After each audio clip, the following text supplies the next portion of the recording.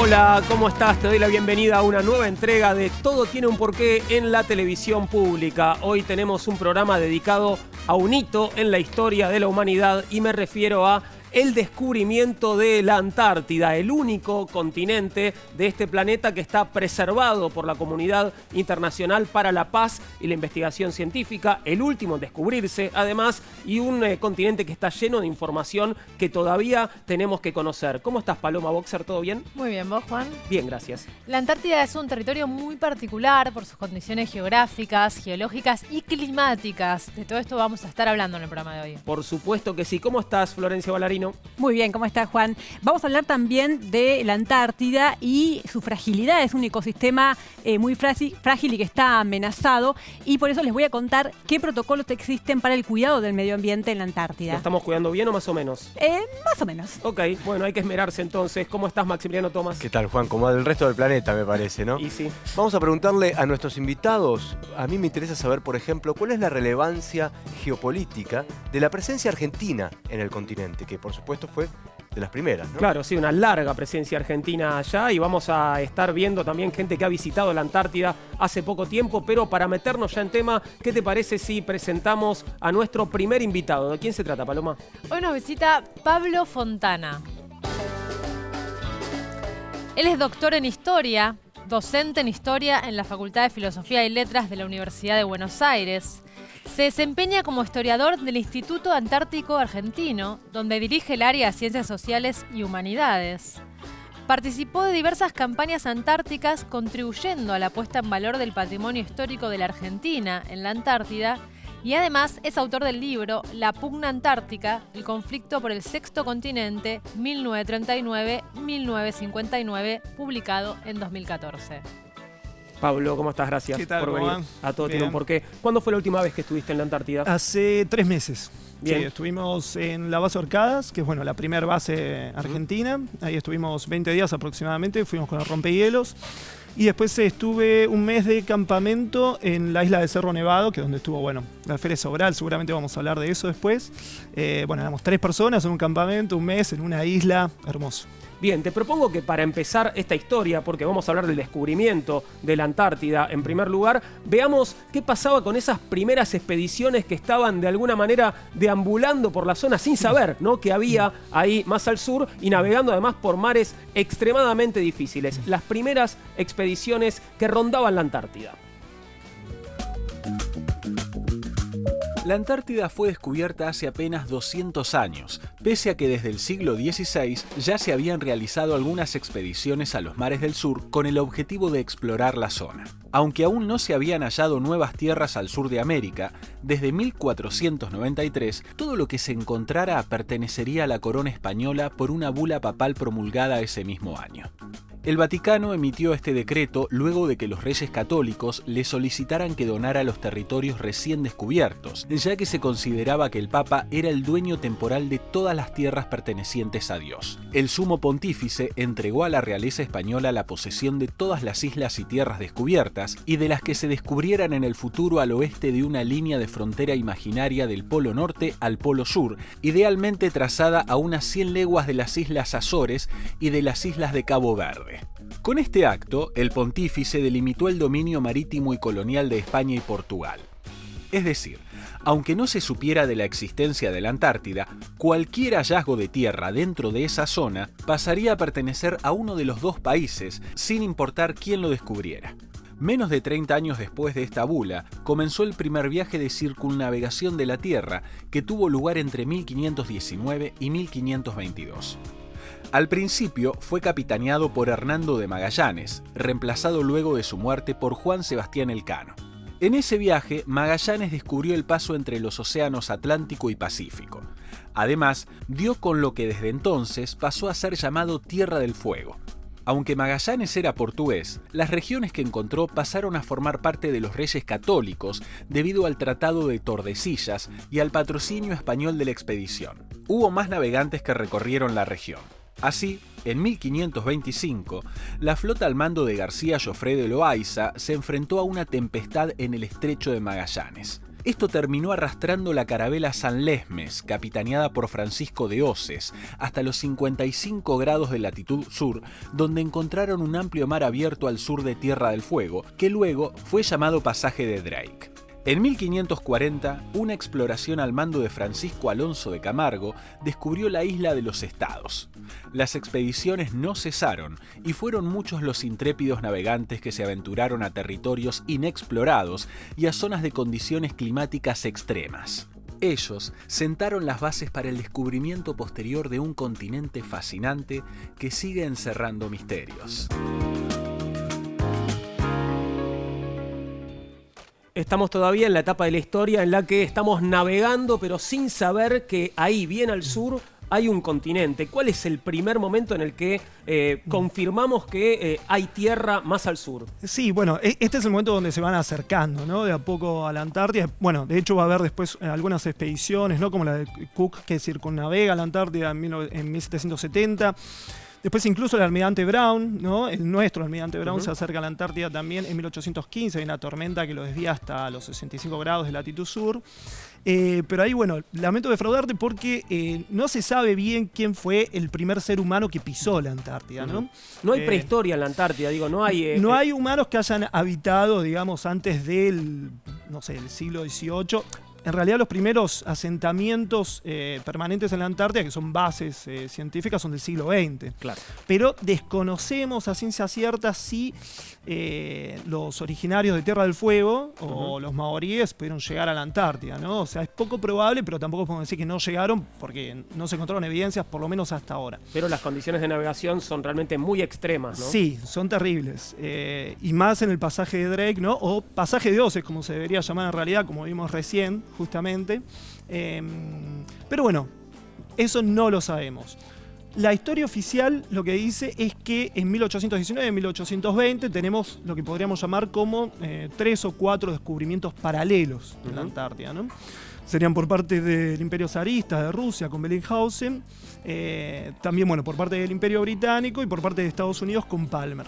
Ahora bien, ¿por qué digo la historia oficial, ¿no? Porque esta es la historia hegemónica, la historia escrita por estas potencias, pero en realidad, si bien estas eran expediciones de exploración, ya habían personas que trabajaban en la Antártida, ¿no? Que, bueno, eran los foqueros de distintas naciones. ¿En la Antártida o en islas cercanas? En islas cercanas, en las islas Shetland, ¿no? Principalmente.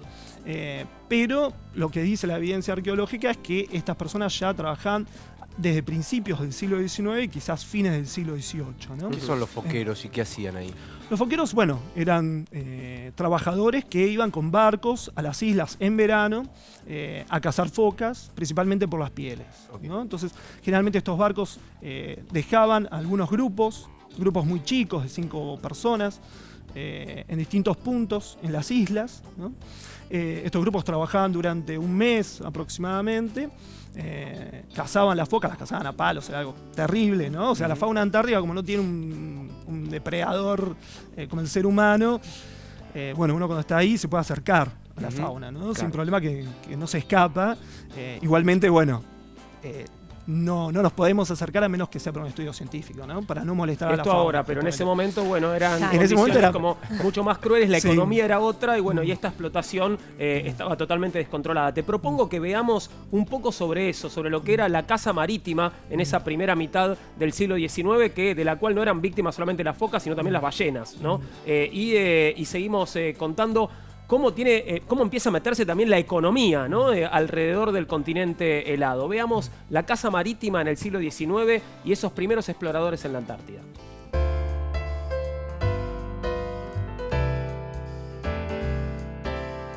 La caza de ballenas y focas en los mares del sur se intensificó hacia fines del siglo XVIII y principios del XIX, sobre todo después del descubrimiento de las islas San Pedro y Aurora. Este auge se debió a que el aceite que se extraía de estos animales era muy valioso debido a que se lo usaba para iluminar. Así, en 1818, el comerciante Juan Pedro Aguirre obtuvo un permiso formal del Consulado de Buenos Aires que le permitía el establecimiento de la pesca de lobos marinos en alguna de las islas que en la altura del polo sur de este continente se hallaran inhabitadas. Las islas mencionadas en el documento eran las Shetland. Otro barco que navegó por la región fue el buque San Juan Nepomuceno del Río de la Plata, que entre 1817 y 1820 desarrolló sus actividades foqueras en las islas cercanas al polo. Es muy posible que la búsqueda de nuevas zonas de caza de focas haya conducido a otros navíos hacia la Antártida. También es posible que estos descubrimientos se mantuvieran en secreto, ya que a los comerciantes no les convenía revelar el lugar donde conseguían sus presas. Entre otras travesías realizadas en la época, en 1815 el almirante Guillermo Brown, al mando de una expedición con bandera del Río de la Plata, mencionó la presencia de signos que indicaban la cercanía de tierra firme. Estas observaciones fueron hechas luego de que él y sus hombres hubieran cruzado los 65 grados de latitud sur. Apenas 4 años más tarde, el emperador Alejandro I de Rusia le encomendó al capitán Fabián Tadeo Bellingshausen que tratara de ir más al sur de lo que había llegado James Cook entre 1872 y 1875 en un viaje en el que descubrió las islas Sandwich y Georgias del Sur. Así, en 1820, a bordo de los buques Mirny y Vostok, Bellingshausen alcanzó la ruta antártica. En los años siguientes al viaje encomendado por el zar, los foqueros desarrollaron una intensa actividad en la zona antártica. Más allá de la actividad comercial que perseguían estos navegantes, muchos de ellos colaboraron en la exploración geográfica y en distintas mediciones de la región. Tal es el caso de Eduardo Bransfield, quien cartografió varias de las islas Shetland del sur, así como George Powell y Nathaniel Palmer, los descubridores de las Orcadas. Estos hallazgos resultaron de mucha utilidad para la comunidad científica de aquel entonces. Es interesante este punto de que fue una especie de descubrimiento medio silenciado porque, claro, nadie quería perder el negocio, ¿no? Claro, o sea, no querían competencia los foqueros, entonces no informaban del descubrimiento de esas islas, ¿no? De hecho, bueno, los primeros barcos, algunos de los primeros foqueros que van y que tenemos registro son, por ejemplo, foqueros argentinos de 1818, 1819, ¿no? Y Palmer, de hecho, norteamericano, cuando descubre, entre comillas, la Antártida, lo hace siguiendo desde Malvinas a un foquero argentino, el Espíritu Santo, ¿no? Que de hecho, bueno, después termina ayudándolo en las tareas de faena, ¿no? Sí, digamos, esto es parte del imperialismo del siglo XIX, ¿no? Claro. O sea, tenemos la pata política de expediciones científicas, pero que en realidad también tienen un fin imperial, y la expansión del capitalismo que logra llegar a la Antártida, ¿no? O sea, los dos de la mano. Y además de la piel de las focas, ¿qué otros beneficios económicos reportaba la Antártida antes de ser protegida, por supuesto? Sí, bueno, extracción de aceite, ¿no? De las focas, y después la industria ballenera que, bueno, cobra más importancia a fines del siglo XIX y se hace más importante a principios del siglo XX. Sí. De hecho, es lo que va a determinar después, bueno, un conflicto bastante grande que va a surgir al principio de la Segunda Guerra, ¿no? Y una competencia geopolítica entre distintas naciones, entre ellos Noruega, Argentina, Reino Unido, bueno, y Alemania en ese momento, Japón. Veíamos antes, bueno, las islas Georgias del Sur, que así como el pasaje de Drake se tendría que llamar pasaje de Oces, bueno, las islas Georgias quizás se tendrían que llamar San Pedro, porque en realidad no las descubre Cook, que es el que le puso el nombre de Georgias. Por el rey, ¿no? Claro. Las descubre en realidad un español, Gregorio Jerez, 20 años antes, y les pone el nombre de San Pedro, ¿no? Bueno, la primera presencia permanente en esas islas es una presencia argentina, de la Compañía Argentina de Pesca en 1904, que se instala justamente para explotar a las ballenas. O sea, hubo balleneros argentinos. Sí. Es más, hay una historia muy interesante de balleneros argentinos en 1920 en las Georgias, que bueno, descontentos con su situación laboral, deciden hacer una huelga. Esto lo encontré hace poco en un documento de la Compañía Argentina de Pesca. Bueno, las autoridades en ese momento británicas, porque está la ocupación británica, todavía continúa hoy en día, se rehúsan a escuchar sus peticiones. Entonces, estos trabajadores, que eran de acá de La Boca, deciden tomar el poder en las islas. Bueno, hacen una revolución, una mini revolución, ¿no? Estamos hablando de 200 personas nomás, y toman el poder y declaran la primera república socialista bolchevique fuera de Rusia, ¿no? Algo poco conocido. ¿Cuánto duró? 15 minutos. 2 semanas. 2 semanas porque llegó días. De casualidad un barco británico de guerra y los expulsó a todos a Buenos Aires, ¿no? Pablo, ¿y cuándo comienza la investigación científica, pero en el plano ya de la cooperación internacional? Sí, bueno, hay 2 momentos claves, diría yo. Uno es, digamos, en la época heroica. La época heroica es desde fines del siglo XIX, principios del siglo XX, hasta la Primera Guerra, ¿no? Donde tenemos las expediciones más famosas antárticas, las de Shackleton, Scott, Nordenskjöld, que ahí tiene una participación muy importante de Argentina, ¿no? Ahí tenemos 2 congresos geográficos internacionales, el de Londres y el de Berlín, donde varios países se ponen de acuerdo para hacer expediciones científicas a la Antártida y conocer la Antártida. Pero hasta ese momento poner en los mapamundi la Antártida, Era ¿estaba o muy no estaba? Sí, estaba, pero era muy poco lo que se conocía. Prácticamente, bueno, lo que mejor se conocía era el norte de la península, ¿no? De la península antártica. Bueno, se ponen de acuerdo y realizan toda una serie de expediciones. Una de ellas, la expedición antártica sueca, que recibe ayuda argentina, en la que participa Sobral también, que es el primer argentino que va a hacer trabajo científico allá, inverna en la Antártida. Bueno, tenía que invernar solamente un año con 5 suecos que no hablaban español y no hablaban sueco, así que imagínense la situación. Y el barco que los tenía que replegar un año después se hunde, naufraga. Bueno, los tripulantes del barco se refugian en una isla en la Antártida.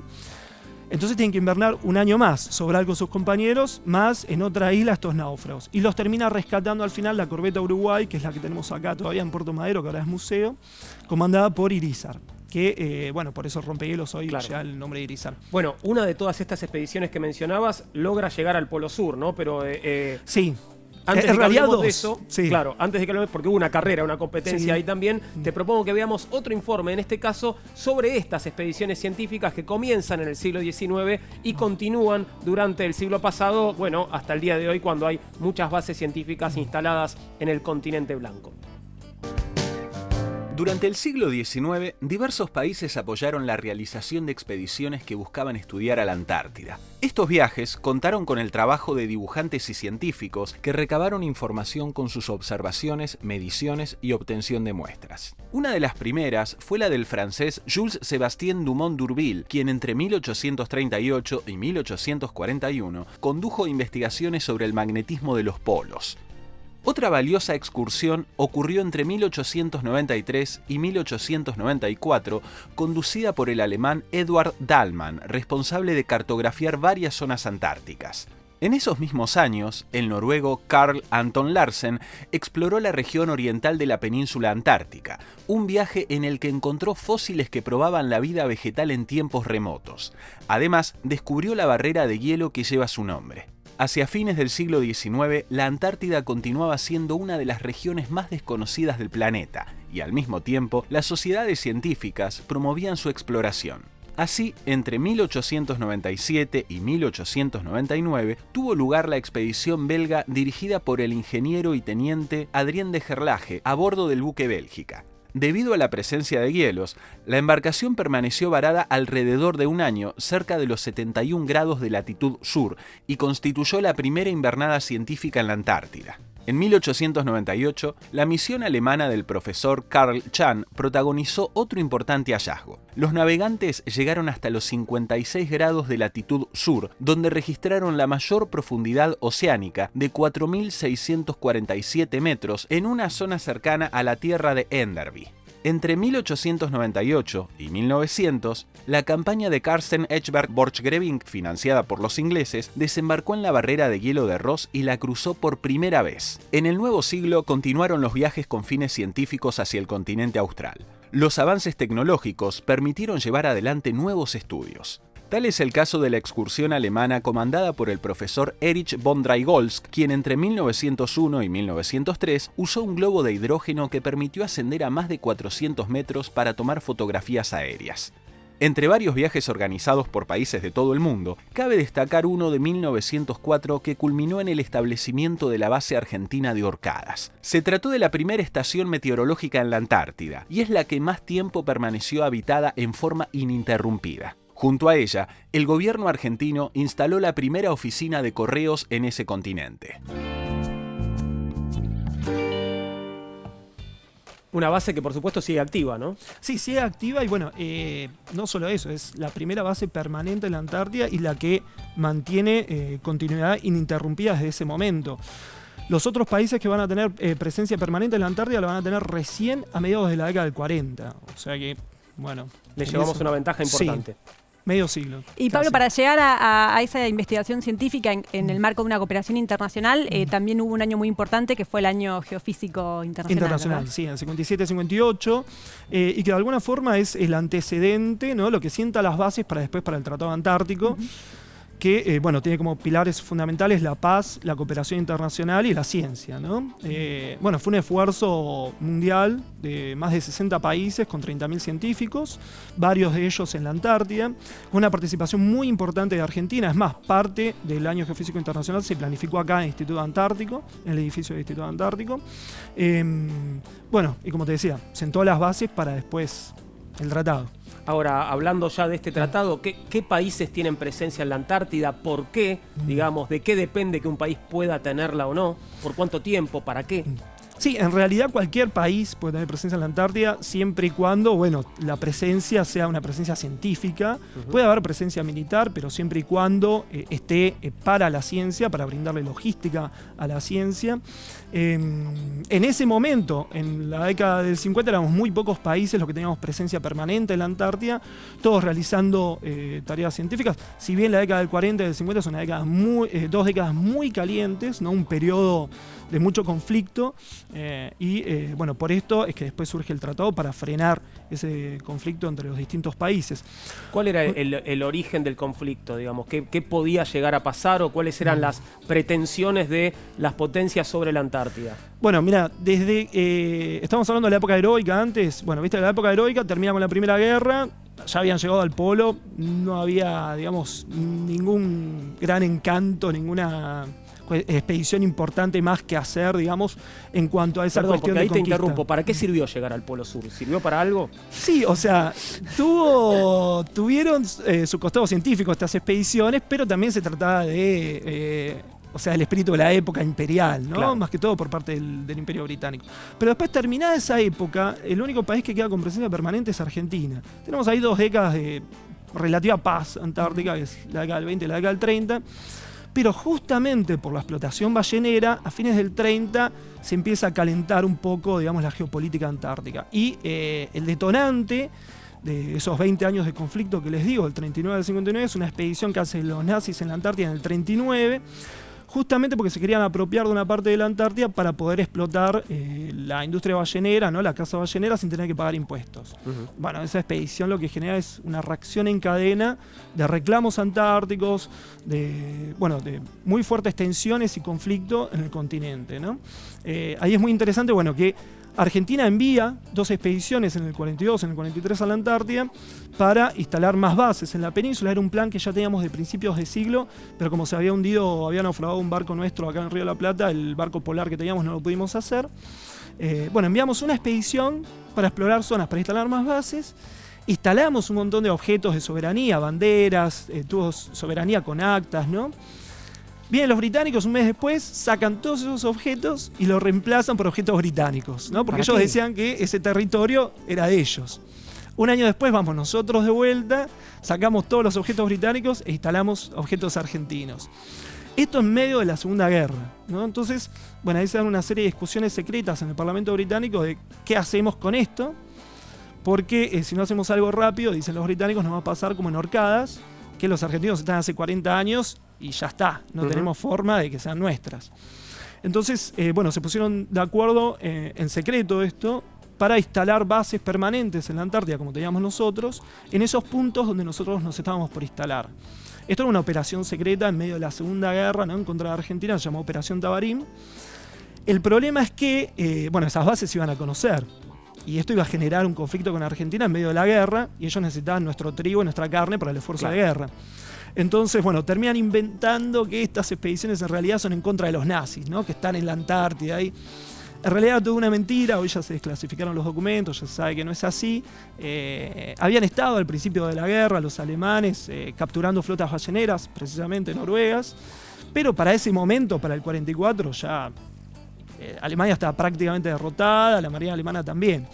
Entonces, durante 50 años se dijo que esta operación había sido en contra de Alemania, pero hoy ya se sabe por los documentos de que en realidad fue en contra de Argentina. Esto después de la Segunda Guerra, va a degenerar una especie de guerra fría, ¿no? entre entre Reino Unido y Argentina, y Chile aliado con Argentina en contra del Reino Unido. Principalmente, bueno, va a estar muy caliente en la época de Perón y Churchill, del 52 al 55, donde, bueno, va a haber el único tiroteo de la historia antártica. Argentina incluso también, bueno, en esta especie de Guerra Fría también van a mandar bombarderos, ¿no? Se van a cruzar las flotas de los dos países, como la crisis de los misiles de Cuba, pero no en el Caribe, sino en un ambiente un poquito más frío. Sí. Bien, creo que es tiempo de que empecemos a hablar también de la geología del continente blanco, y para eso tenemos otro invitado. ¿De quién se trata, Maxi? Así es, Juan. Nos visita hoy Claudio Parica. Es presidente de la Academia de la Antártida, geólogo por la Universidad de Buenos Aires, tiene un doctorado en Ciencia y Tecnología de la Universidad de San Martín. Su tesis fue Análisis de variables ambientales en el territorio antártico. Es docente e investigador del Instituto de Investigaciones e Ingeniería Ambiental de la Universidad de San Martín. Realizó más de 20 campañas a la Antártida y es presidente del Consejo Superior Profesional de Geología. Gracias, Claudio, por venir a Todo Tiene un Porqué. Al contrario, gracias por la invitación. Un placer. Bueno, primero precisanos exactamente dónde está la Antártida y qué es la convergencia antártica. Bueno, la Antártida está en el extremo sur del planeta Tierra. Se considera lo que es la convergencia antártida alrededor de los 60 grados de latitud sur, que es una delgada franja que separa el océano glacial antártico de los océanos que están hacia el norte, como el Atlántico, el Pacífico y el Océano Índico, donde se verifican aparte variaciones importantes, como dije antes, en un corto tramo, unos poquitos kilómetros, donde hay variaciones muy fuertes en la temperatura, una disminución muy grande en el océano glacial antártico y además variaciones importantes en la salinidad. Eso es la zona de convergencia que separa los océanos y también le da cierto nivel de aislamiento a todo el continente antártico del resto del planeta. ¿Y cuál es el tamaño del continente? ¿Con qué lo podemos comparar? Son aproximadamente 14 millones de kilómetros cuadrados. Todo el continente, considerando también mares y tierras. ¿Con qué lo podemos comparar? Es una buena pregunta. Australia, por ejemplo. Es un poco más que Australia. Un poco más que Australia. Un poco más que Australia, bien, sí. Bien. Es un continente elevado, además, ¿no? Es un continente elevado, pero también depende en qué zona de la Antártida eso también lo analicemos, ¿no? O sea, no toda la Antártida es elevada. Tenemos una zona relativamente que se llama lo que es la meseta polar, que sí es una zona bastante elevada, donde aparte se encuentra el polo sur. Esta parte de la Antártida es la que se encuentra en la Antártida Vieja también, que se denomina Antártida Vieja porque básicamente está constituida por rocas precámbricas, o sea, pre-545 millones de años. De hecho, también como dato anecdótico, y antes en un informe lo nombraron, por ejemplo, la Tierra de Enderby, que son costas que dan al Océano Índico, tiene las rocas más antiguas del planeta, que están entre 4.400 y 4.100 millones de años. Eso depende del método que se haya usado para determinar la edad de esas rocas, que sería la primera consolidación de la corteza terrestre. Hay que pensar que la edad de la Tierra está calculada en aproximadamente 4.600 millones de años. Así que nada, 2 minutos atrás. Claro. Por eso que para los geólogos, cuando nos hablan de días, horas, minutos y unos pocos años, poco nos mueve, nos moviliza. Te quería preguntar por las montañas de la Antártida. ¿Tiene alguna característica particular con respecto a otras cadenas montañosas que hay en el continente? Depende de las regiones también. A ver, la Antártida se divide geológicamente en 3 áreas. Una, la Antártida Occidental, que es donde nosotros tenemos el sector reclamado por soberanía, que básicamente ocupa buena parte de toda la península antártica y algo hacia el sur. Donde son montañas relativamente jóvenes, tienen conexión con lo que son los Andes australes, por eso se la denomina Andes transantárticos, digamos, tienen más de una denominación, pero es una continuación de la misma cadena montañosa. Justamente, geológicamente es una continuación de los Andes, de la cordillera, con todo el arco de islas que se encuentran como la Sandwich, Georgias, etcétera, hasta llegar a la península antártica. Esas son montañas relativamente jóvenes, como se pueden ver, si uno mira fotos, las va a ver muy angulosas, muy elevadas. Después hay una zona relativamente deprimida, que se denomina sistema de Ross, que es la unión entre la Antártida Oriental vieja y la Antártida Occidental más joven. Este sistema de Ross es una franja relativamente delgada que está limitada por los montes transantárticos. Estos montes transantárticos tienen registros inclusive de una de las mayores extinciones que tuvo el planeta, en el límite pérmico triásico. Es el límite entre el Paleozoico, la vida vieja, y la vida nueva. Hay 2 o 3 lugares en el mundo nomás que están estas evidencias. ¿Y cómo son esas evidencias? ¿Cómo sabemos? Esas evidencias, bueno, primero donde se verifica una extinción masiva de organismos en todo el planeta. Prácticamente el 90% al 95% de las especies marinas y alrededor del 80% de las especies terrestres. Para después en el Mesozoico empezar nuevamente la vida con nuevas formas, etc. Pero estos registros están justamente en los montes transantárticos, ahí se los puede encontrar muy bien.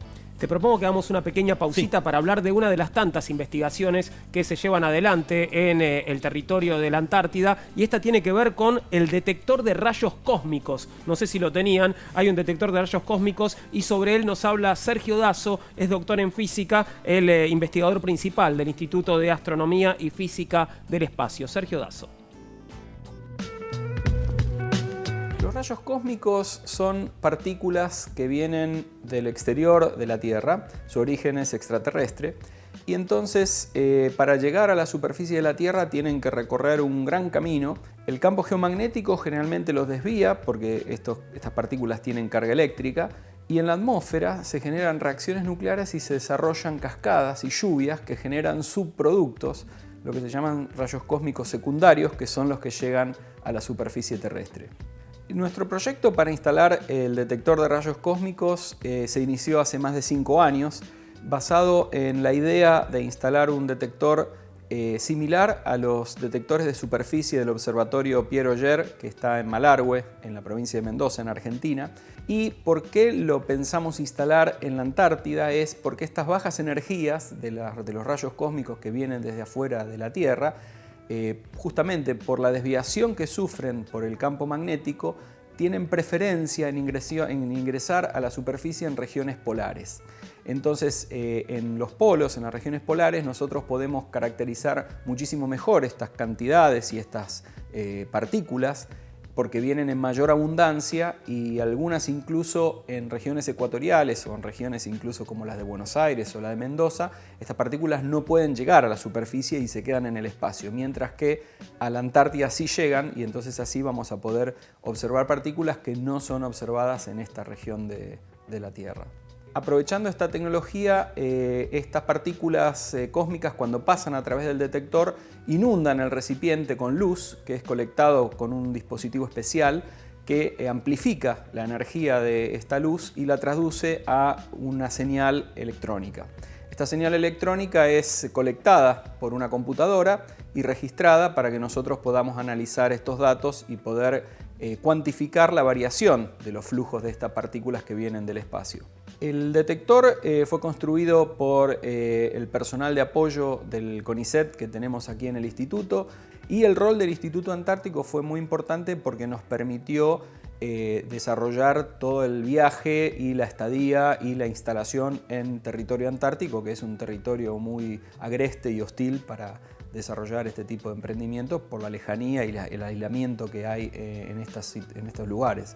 En particular, este detector va a cuantificar en forma permanente, o sea, todo el tiempo, el flujo de rayos cósmicos que están llegando a la superficie de la Tierra, y tiene mucha importancia porque estas partículas son trazadoras de las condiciones de la alta atmósfera y del medio interplanetario, que ayudan a caracterizar las condiciones de space weather o de meteorología del espacio. Entonces, nuestra idea es, una vez que estén testeados estos datos, ponerlos online, en tiempo real, en línea, a disposición de toda la comunidad, y van a servir para tomar decisiones en función de cómo sea la información que traen estos trazadores, determinar las estructuras en el entorno espacial terrestre, porque cuando hay determinadas características en el espacio, dejan de funcionar correctamente los sistemas de geoposicionamiento como el GPS, dejan de existir las comunicaciones en forma tan correcta como las ondas de radio que se propagan a través de la ionosfera, y entonces los aviones, por ejemplo, quedan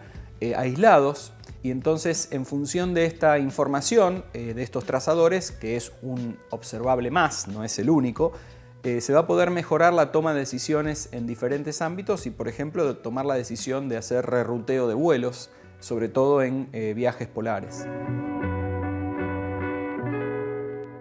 Vamos a seguir conversando sobre la Antártida en nuestro próximo bloque. El descubrimiento de la Antártida es el hito de la historia de la humanidad al que le dedicamos el programa de hoy. Mandanos tu porqué a porqué@mandarinatv.com. En redes sociales nos encontrás en Facebook como Todo Tiene un Porqué, en Instagram y Twitter @porqué_tv. Volvemos enseguida, espéranos.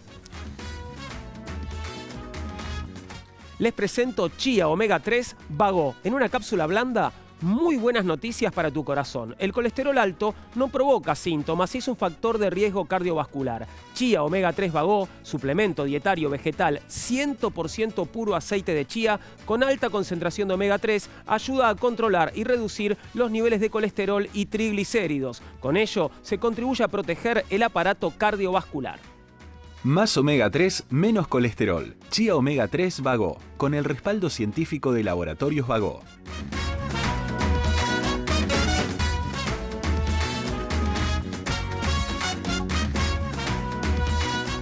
Seguimos en Todo Tiene un Porqué, hoy dedicándonos al descubrimiento de la Antártida. Estábamos conversando con Claudio sobre la geografía y la geología del continente y tenemos más preguntas. Sí, Juan, Pablo estuvo 6 veces en la Antártida, Claudio estuvo 20 veces en la Antártida. Y no trajeron alfajores. Y no trajeron alfajores. Y lo que uno se pregunta desde el continente siempre... digamos, eso hace volar la imaginación, ¿no? Y se pregunta cómo son los días y las noches en el Polo Sur, porque evidentemente el tiempo no se debe medir de la misma manera que aquí, ¿no? A ver, las sensaciones son raras, ¿no? Vamos a empezar por ahí. Ahora vamos a ver a lo que es raro. Digamos, yo en el Polo Sur nunca estuve. O sea, estuve en el norte de la península, estuve en las Islas Shetland del Sur, navegué bastante.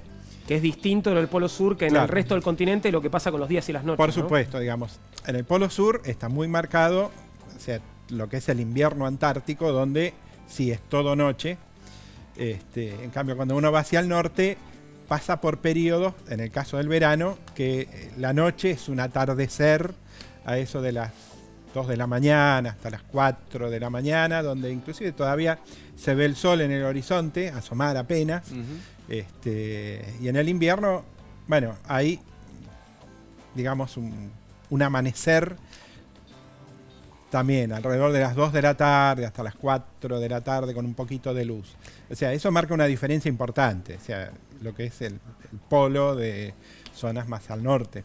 Sabemos que en la Antártida hay lagos y hay volcanes. ¿Cómo hacen para coexistir con los hielos enormes que también existen ahí? Bueno, la convivencia no es un problema, digamos. Los lagos antárticos, algunos están expuestos, se los ve.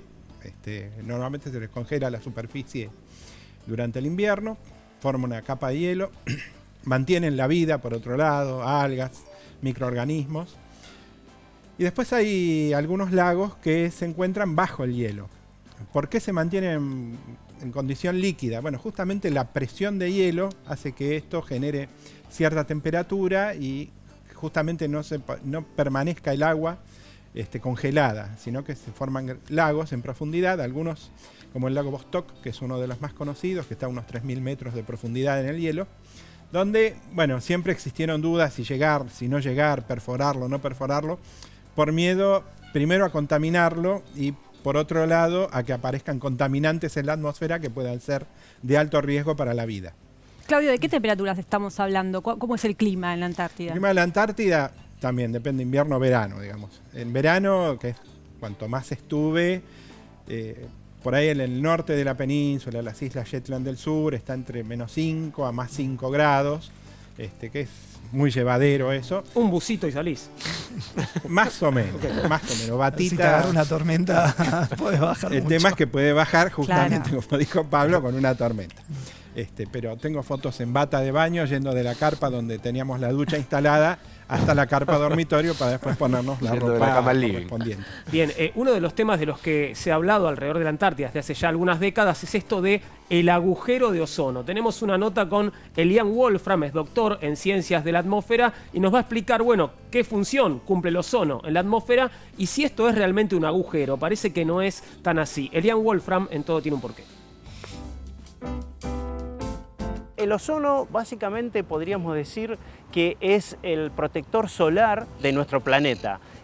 Alrededor de la atmósfera de nuestro planeta, este gas existe en forma natural y evita que la radiación ultravioleta de alta frecuencia y de muy alta energía, que proviene del Sol, naturalmente, atraviese y llegue a la superficie.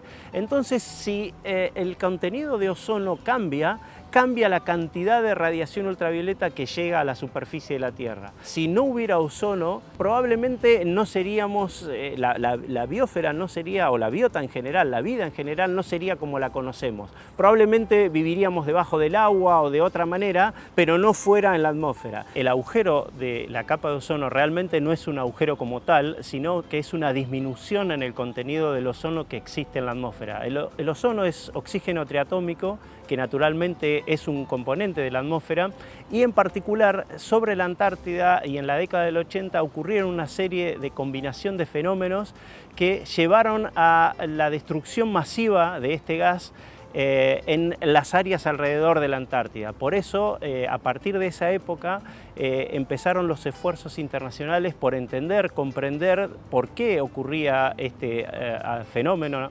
Y nos dimos cuenta de que el ser humano tenía un componente importante a través de la emisión de ciertos gases que quedaban atrapados en una región de la atmósfera justamente alrededor de la Antártida. En realidad ocurre en los dos polos, pero en la Antártida justamente la aparición de este vórtice, que es una zona de aire frío y baja presión,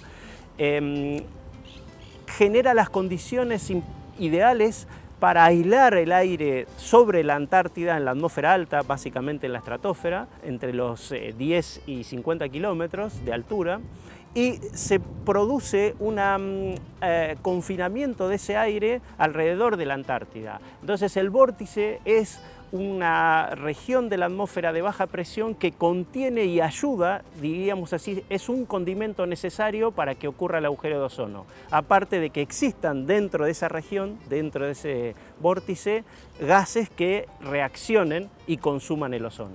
Un LIDAR es un radar óptico y es un instrumento que utilizamos para contar las moléculas que hay en la atmósfera. En particular, nosotros lo utilizamos para medir justamente el ozono en la estratosfera y funciona de la misma manera que un radar, pero operando con pulsos de luz generados por un láser.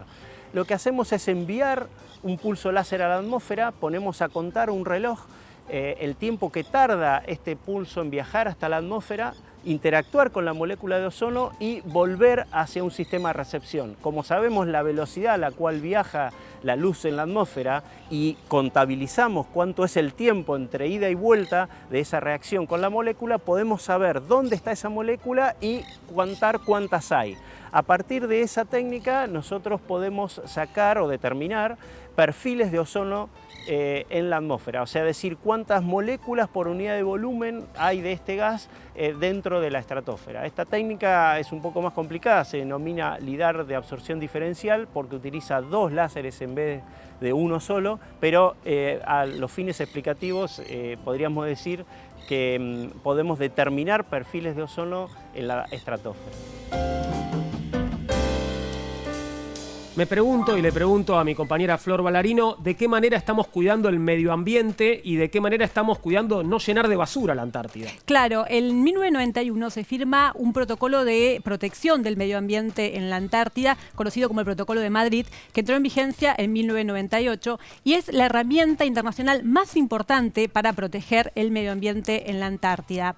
Ahí hay una serie de requisitos, de procedimientos que deben cumplir obligatoriamente todas las actividades que se quieran realizar en la Antártida, ya sea con fines turísticos o fines de investigación científica. Protocolos que tuvieron que cumplir nuestros invitados, por ejemplo, cuando fueron a la Antártida. Cuando fueron a la Antártida, claro. Y además, por supuesto, el cuidado de la fauna, la provisión de la caza, de focas y ballenas y demás. Y también hay todo un apartado especial para el tema de la disposición de residuos, de qué hacer con la basura en la Antártida. La premisa principal es generar la menor cantidad posible de basura.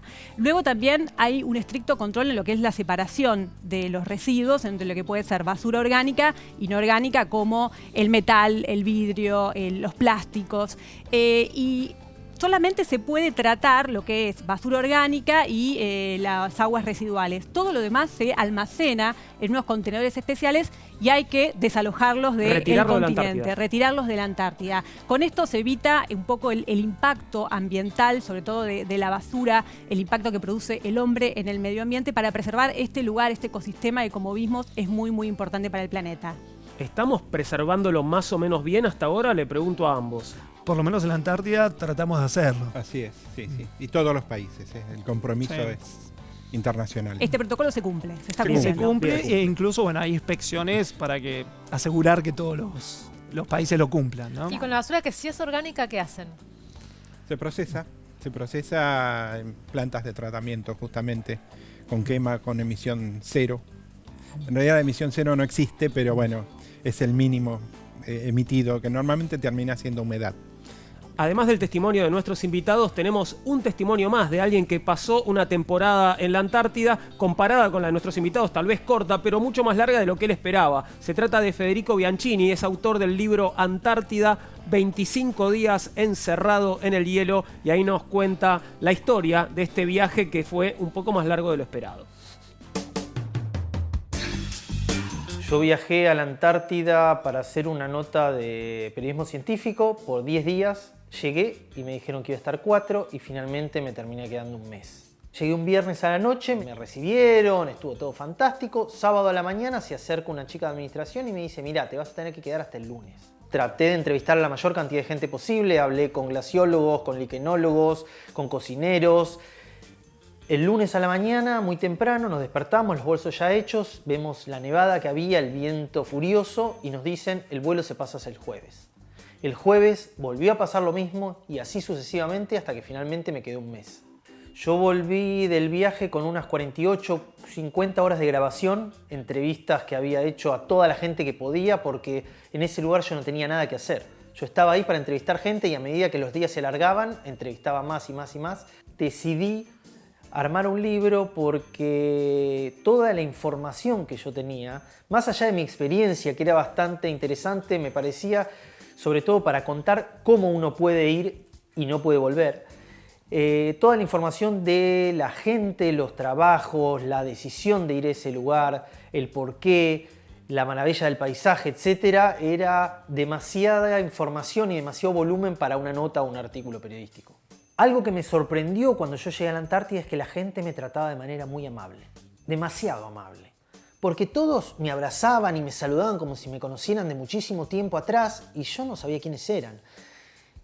Y con el tiempo me fui dando cuenta de que estar encerrado, sin poder salir, con muchos meses a veces de oscuridad, lejos de la familia, sin poder hablar, sin poder ver a los afectos, hacen que uno necesita simular un ambiente de confianza. Cada vez que hay un reencuentro, cada vez que hay un asado con la gente que estuvo ahí, yo me encuentro y me trato como si fueran mis mejores amigos.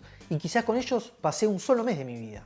Lo que más me sorprendió de la Antártida fue la potencia de la naturaleza, o en realidad la conciencia que nosotros teníamos de la potencia de la naturaleza. Ahí, en el medio de la Antártida, el momento en que sopla un viento o cae una nevada y no se puede salir, no se puede salir. La naturaleza se respeta como un dogma inquebrantable en la Antártida. Yo me encontré con un problema muy serio porque yo sacaba una foto, filmaba un video y decía, esto no es lo que yo estoy viendo. Y eso estaba bastante cerca de la imagen. Entonces, si yo quería con palabras describir ese lugar, ¿cómo podía ser? A partir de ahí me encontré con una amiga, Alicia Genovese, una gran poeta, y charlando con ella me di cuenta de que quizás no tenía que usar un lenguaje periodístico, sino correrme un poco hacia lo poético. O sea, no describir pormenorizadamente lo que yo veía, sino generar en el lector, o al menos intentar generar en el lector, una idea de lo que eso podía ser, o sea, referir a la Antártica mítica que todos tenemos en nuestras cabezas. Definitivamente volvería a ir a la Antártida, me parece que es un lugar único y como la experiencia de tener un hijo, como la experiencia de saltar en paracaídas, son cosas que yo siempre recomiendo si uno puede hacerlo. Yo creo que a mí me cambió mucho haber viajado a la Antártida. Por un lado, y para ir a lo más puntual, concreto y diario, yo antes de ir me bañaba en 10-15 minutos. Hoy no tardo más de 1 o 2 minutos como mucho. La falta de agua, saber que hay una persona que se encarga de eso, la solidaridad con el otro. Y quizá de una manera más introspectiva, el hecho de la belleza, digo, ver esos paisajes, caminar durante 1 o 2 horas y sentir que las piernas no te responden y pensar en qué otro momento de mi vida voy a volver a estar acá y sentir como que la cabeza se resetea y estás de vuelta para volver a caminar 1 hora, es algo que solo me pasó en la Antártida. Nos queda tiempo para una última pregunta, Maxi. Sí, Juan, quería preguntarle a Pablo básicamente cuál es la clave, la importancia geopolítica de la presencia argentina en la Antártida. Dijimos que hay una presencia ininterrumpida. Me imagino que quien está ahí de alguna manera domina algo, ¿no? Sí, bueno, la presencia se justifica por la ciencia, pero también es soberanía, ¿no? Soberanía a través del conocimiento. Hoy en día está el Tratado Antártico, digamos, los reclamos no es que están definidos, ¿no? Están de alguna forma en pausa como estaban a fines de la década del 50, pero no sabemos qué puede pasar más adelante. De todas formas, bueno, el Tratado Antártico funciona y, bueno, afortunadamente lo tenemos porque, bueno, por ejemplo, la Guerra de Malvinas comienza y termina en la Subantártida, en las Georgias, en la Sandwich. Y si no fue más al sur, posiblemente fue también porque existía un tratado, como el Tratado Antártico, que lo protegía, ¿no? La Antártida. Bien, tenemos que hacer una pausa, la última, y ya estamos de vuelta para cerrar hoy nuestro viaje por el descubrimiento de la Antártida. En Todo Tiene un Porqué. Les quiero preguntar algo. ¿Sabían que Emergencias no es solo un servicio de ambulancias? Es mucho más, porque te brinda descuentos de hasta el 50% en farmacias, turnos con especialistas en muy pocos días, médicos a domicilio sin copagos, chat y videoconsultas con médicos y mucho más. Todo eso desde 24 pesos con 20 por día. Llama ahora. Anotá. 0810-999-0075. Emergencias. Somos parte de tu vida.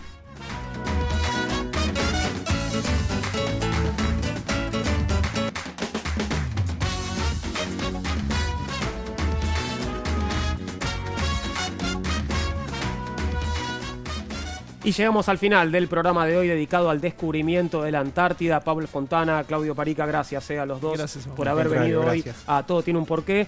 Flor, Paloma, Maxi, la seguimos la próxima, ¿les parece? Y para cortar con tanto frío, vamos a entrarle a un poco de reggae. Nos vamos al Caribe y Bob Marley and the Wailers haciendo una canción que, bueno, tiene algo que ver. Coming In From The Cold se llama, de su último disco, 1980, Uprising. Gracias por todo, volvemos.